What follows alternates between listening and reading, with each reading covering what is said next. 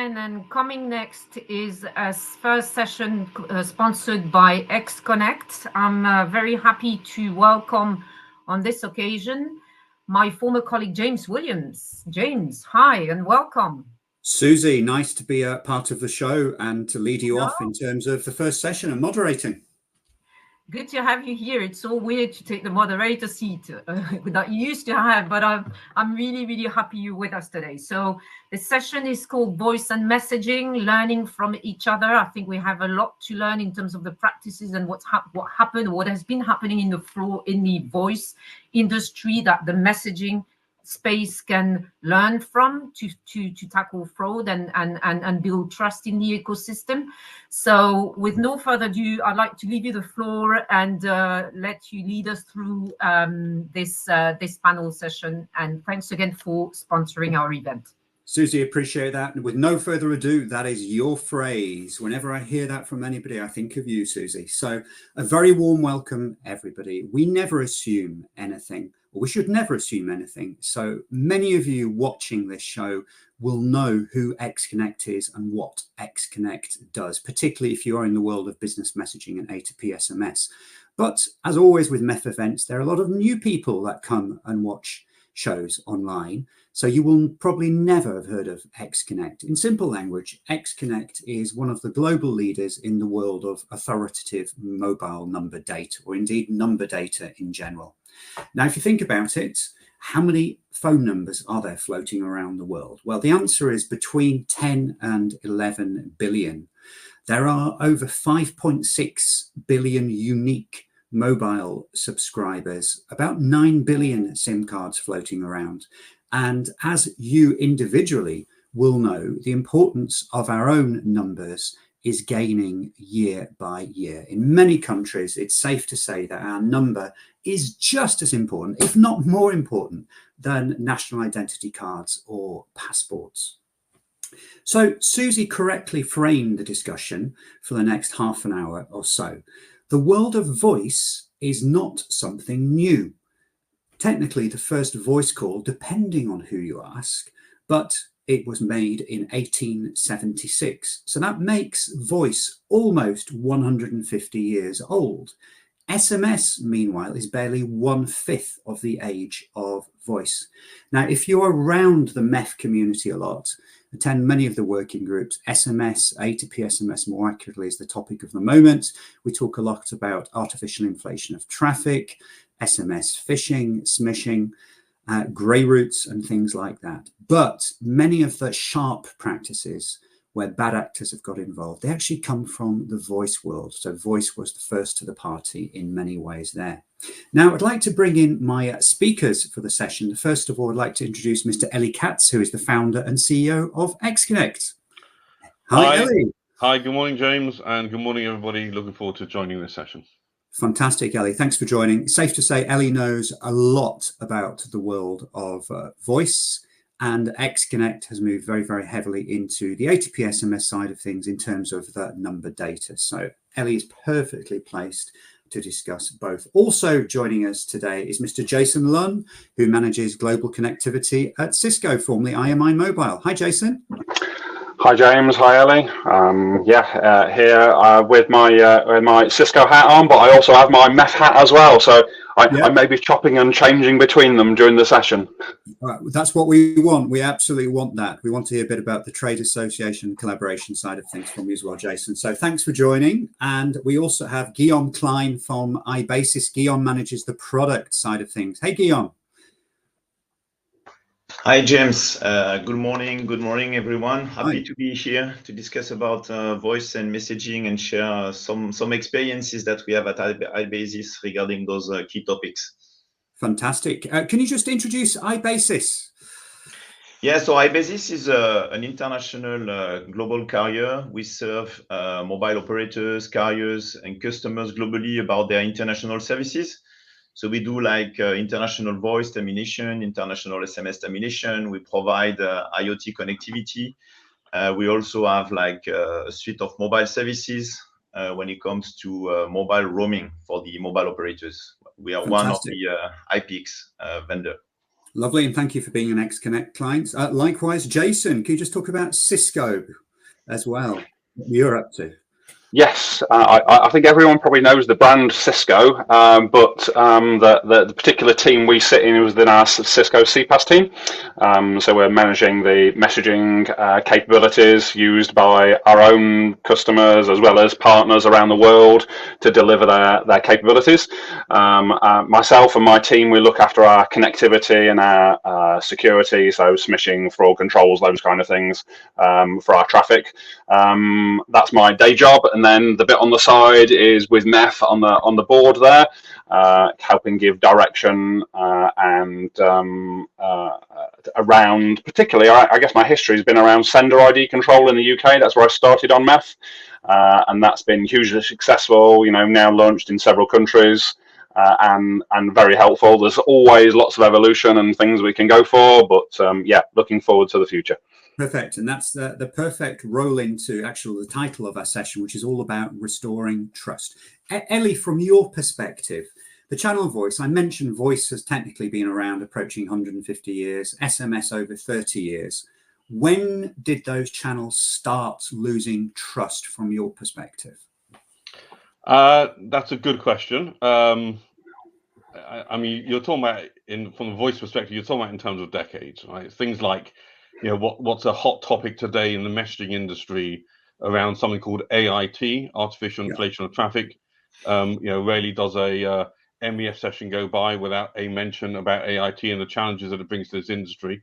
So on the voice side, that's been around 30 years ago, 25, 30 years ago. Apologies if I'm giving away my age indirectly there. But it is that is something that has been, endemic. And I remember the original kind of AIT contracts and clauses to try and protect that flow of money, right? Similar to what is now being considered, right, and put in place on the messaging industry. So the challenge is, I think, we are seeing wherever you have opportunities about communications, fraudsters will play, right? And I think we're going to see many of the areas on the voice side now beginning to be replicated or well established being replicated on the messaging side. And I think the opportunity for this panel is to really discuss what are those commonalities and what are the solutions that we can help bring and the experiences that we can help understand from the voice side to make sure that we address the messaging opportunities in the best way possible. Fantastic. Ellie, Guillaume, from your perspective, we all know in the world of person to person, voice has been absolutely eroded by OTTs. And from your perspective, do we as an industry have a chance, if we get this right, if we collaborate, etc., everything, do we have a chance of stopping the erosion of SMS going the way voice has? Do you think? Yeah, For A2P, yeah. Yeah, I think the dynamic is a bit different when you compare like voice and messaging. You're right, like voice has been disrupted big time by the the OTT platforms, and it kind of started actually to introduce this competition. It was very difficult to differentiate on the regular voice market. When you look at the A2P, I think the potential is still huge on the A2P SMS. We're saying like it's less than 10% of the enterprise who are using like messaging for their day-to-day business. So the potential remains huge, right? And even if you look at all the OTTs, I mean, you still have like a lot of problems in the different channels, right? And the SMS still have a lot of strengths, right? The ubiquity, as we know, they are, the reach and the adoption, the confidence, the trust that actually the users still have on the channel, still, give to the SMS a huge potential. So I think from a potential, the dynamic is a bit different. But at the same time, there are challenges, as you mentioned, and as we know, with this AIT that Ellie just mentioned. I think the big companies who were heavily using messaging and SMS start thinking differently, starts to look at actually the cost of it. And I think the behaviors are also changing, and I think it's a high time to react. We know that it's a very hot topic in the industry, and there are a lot of initiatives left and right to start, restoring this trust, or at least try to change this the trends that is that is downwards actually on SMS A2P specifically for certain use case like two-factor authentication and things like that. Fantastic. Well, it's funny you mentioned that. I just saw a post coming to you, Jason, very, very soon. I just saw a post on LinkedIn today mentioning that one mobile operator in Africa has set an international A2P rate with their monetization partner of €0.50, 50 euro cents. Now, yes, Jason, €0.50. I could name them and I could name the partner, but I won't. It's all over LinkedIn. So that's not helping the industry. That sounds like a perfect intro for Jason to respond to that, right? Yes. His face says it all, Ellie. Can I put myself on mute for a moment? Yeah, no expletives here, okay? That's how it works. Yeah. Yes. I'm going to ignore the price part of that. We shouldn't talk about that. I think that question you just asked a moment ago, James, around the technology and if it can still exist. I think there's still still a big driver around those preferences that enterprises and their customers want to see. And SMS is so. It's like voice. It's going to exist for a long time, I think, because you can just reach everybody, and people have these preferences for different types of technology, and so I think that's always going to be there. And I guess one of those, let's pick a slightly different channel here, MMS.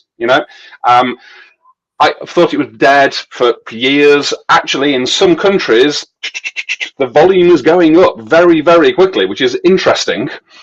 Maybe it will change as RCS becomes easier to use with Apple coming on board and things like that. I don't know, but at the moment, MMS volumes are up, and because a picture says 1,000 words, it really helps provide insight and a view of the world, and then people become motivated by it. So I think when you think a channel's gone, it seems to like rejuvenate itself, and away it goes, and so I think there's still opportunities there for messaging for sure.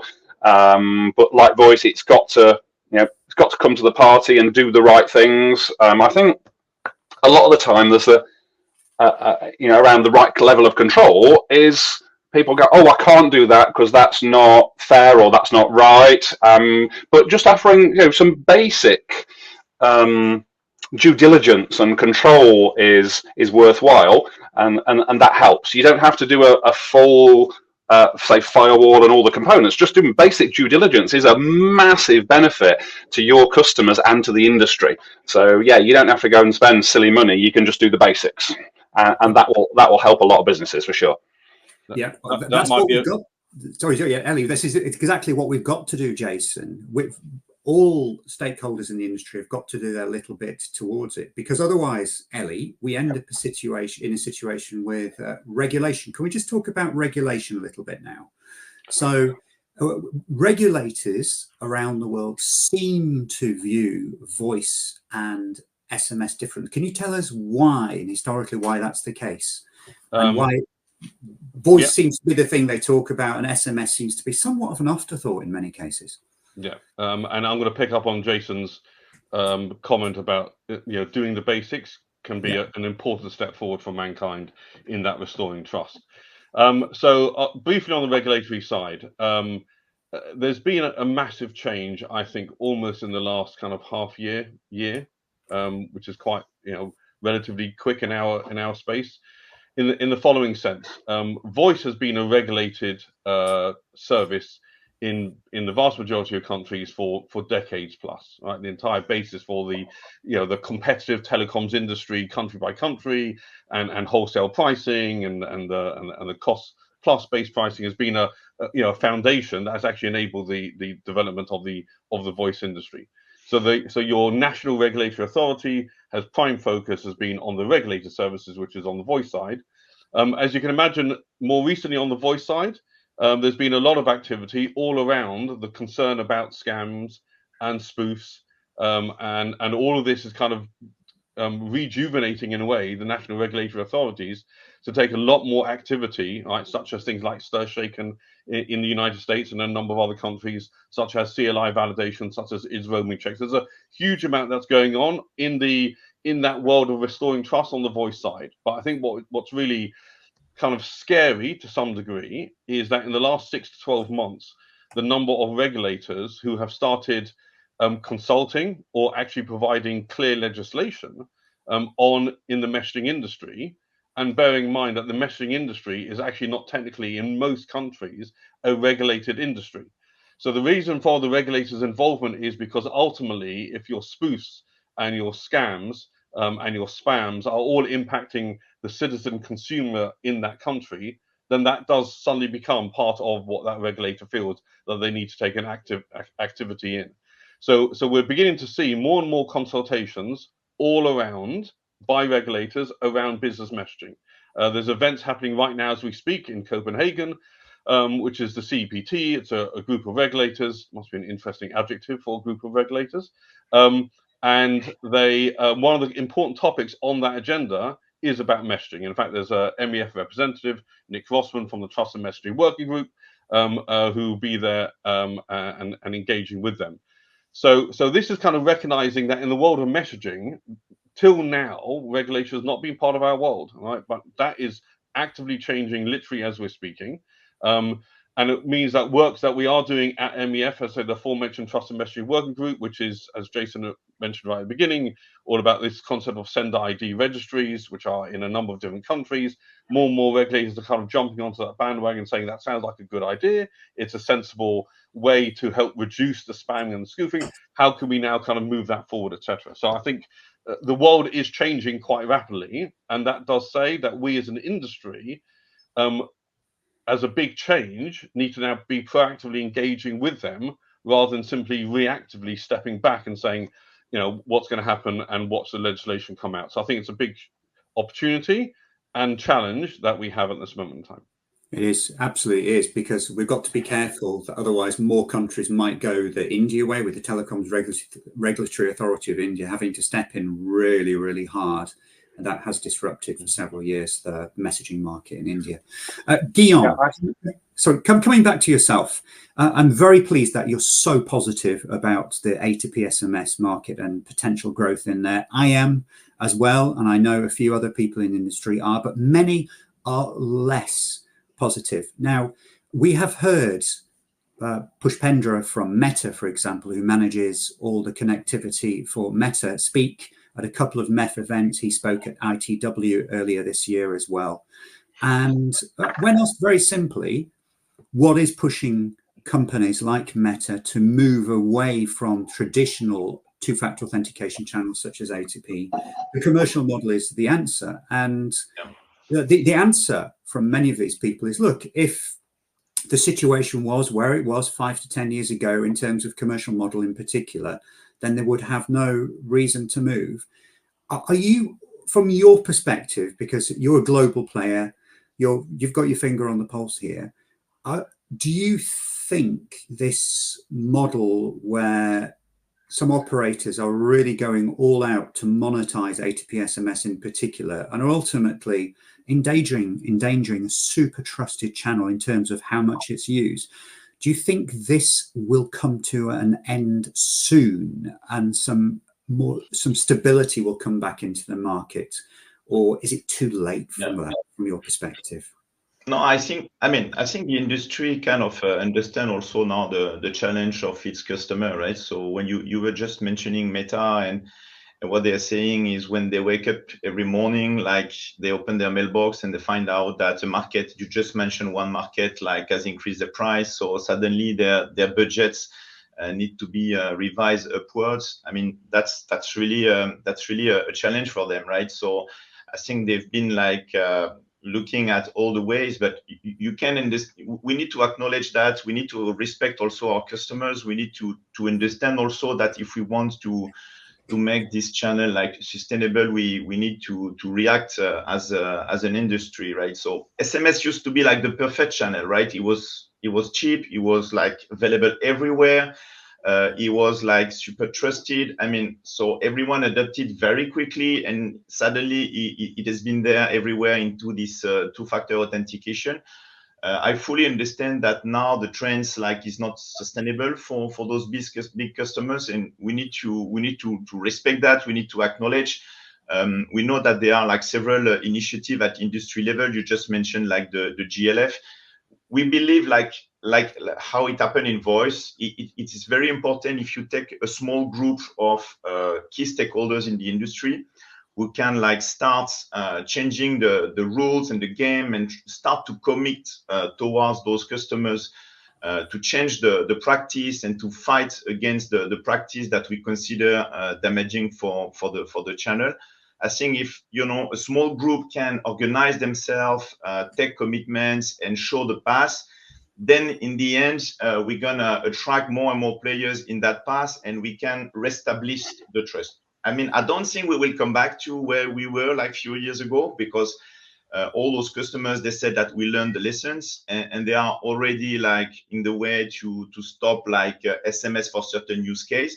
But I think there is a message that is given in those groups, which is if you guys change the behavior, if you put some control, if you start fighting against that, what we don't want to see anymore, then there are many use cases that are still very valid and on which we can continue to invest, right? So yes, I'm hopeful, because if you look into the voice, it was very successful and very powerful, and it works very well.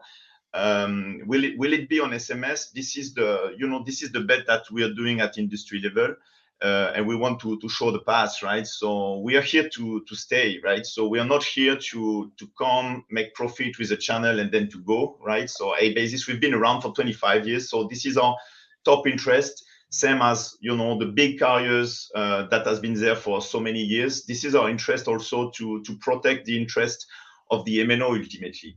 And I think one of the points that we try to make right now is to balance short-term versus long-term, right? So we know that those very high price is kind of creates short-term benefits for the MNO, but in the long term is going to damage the market and is going to damage the value. So we try also to bring to the table that conversation about, okay, let's acknowledge we need also to work for the long term, because this is in the end the common interest that we have. Exactly, education and collaboration. So Jason. Yeah, I was going to add, I agree with what you're saying there in terms of that short-term perspective. The basic economics here are, I'm not an operator, so I don't have to worry about where they see, but I guess they're seeing reducing SMS volumes overall because of P2P side, and so reducing revenues. So if you want to maintain your revenues, the price of what's left over has got to go up quite considerably.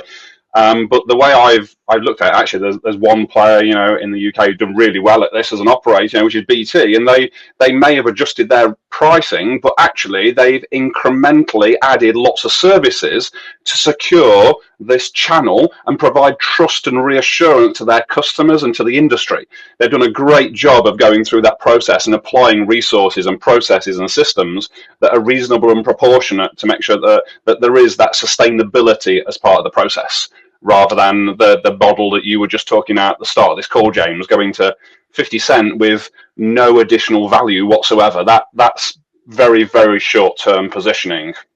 And just to add to that, I think two extra points. One is, I mentioned before about the regulators, and interesting, some of them are recognizing what is happening in the pricing side of the market, and when regulators see that in an unregulated world, pricings of SMS termination are simply going up and up and up beyond a reasonable basis, then at that point they may decide to actually get involved to help provide some control on that pricing, which in a way would actually be beneficial for the medium and long-term viability of us as an industry. So I'm not sure as an industry we're saying, hello guys, regulators, please come and regulate our industry. That might be a jump too far, but I think there should be awareness of that if the pricing continues to rise, thereby in a way negatively impacting the medium long term, it is likely that the regulators may possibly come in and start providing some protection from that. And just one other point, Guillaume, you mentioned very clearly about other industry activity, which is a really good example of how lessons that we can learn from the voice side to the messaging side. Certainly on the voice side, there's been through major collaboration, through major global associations right across the entire carrier world, one of the ways in which fraud is being reduced is by having that kind of control of the flow of money. Right? If you control the flow of money, then ultimately you're going to ensure that the fraudsters are not receiving their money, and that will kind of slow things down. So that same concept is now being applied on a messaging basis. Finally, it's taken the industry, and these are the beginning first steps. I think it's about 26, 27 companies have recently signed up to this kind of new, I'm not sure exactly what the words is, code of practice, code of conduct. You mentioned before about the GLF. And this is definitely a step in the right direction, giving the right messaging to the brand, saying that we recognize this is an area that we can ensure we can help improve. I think I agree. For me, my ask to people, sorry, James, you may have been going to ask this question, but I think my ask to everyone is, look, to get involved and to be doing the right thing. Do your due diligence, stop the flow of money. It doesn't matter which association it is. I obviously prefer it to be MEF. This is a MEF event. I sit on the MEF board, come and join MEF and sign the code of conduct, do the right thing. Absolutely makes sense to do it. But make sure that you do something to help make sure that there is some longevity in the industry. Can we just talk about practicalities? We have 3 minutes left, folks. Half an hour goes in the blink of an eye. Let's talk about some real practicalities. Jason, you've been working from day one of the idea, practically, the SMS Sender ID registry in the UK. But unfortunately, initiatives like that, they're not in many countries around the world.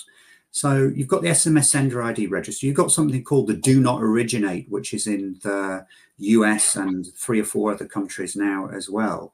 How easy, again, I know it's not something that can happen overnight, but how easy is it actually to set up things like the Sender ID registry with the right partners, with the iBasis, the XConnects, the MEFs of the world? Yeah, I think it just depends on the scale of the problem. So the Sender ID registry in the UK, we knew it wouldn't solve all the problems, but it solved 80% of the problem for 20% of the cost. And as long as you keep doing this iterative approach of keep implementing controls and slowly ramp it up, actually you will force the bad actors to go elsewhere.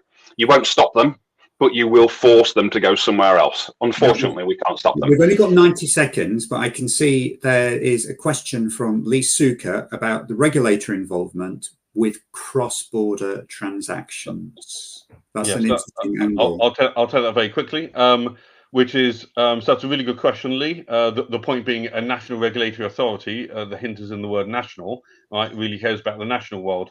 But what is happening now, and again, I referred to, there's a meeting happening right now of 27 plus regulators in Copenhagen, which is whereby regulators are recognizing they need to actually collaborate together, because fraud is not a national. Right, fraud is both national and international. If you only address national, that's only at best half the story, probably not even half the story.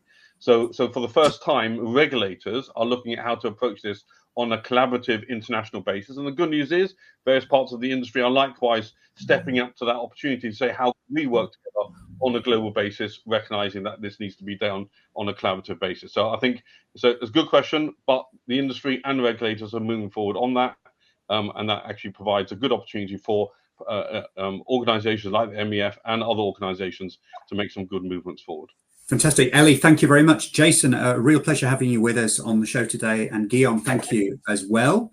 We are coming to the close now. So thank you very much for joining the XConnect sponsored session. It's clear there's plenty of work to do in the world of both voice and SMS to restore trust, but with initiatives such as those going on within MEF, SMS Sender ID Registry, Business SMS Code of Conduct, Trusted Messaging Group, and many others in play today, we are definitely taking a step in the right direction. So thank you very much and enjoy the rest of the show. Goodbye.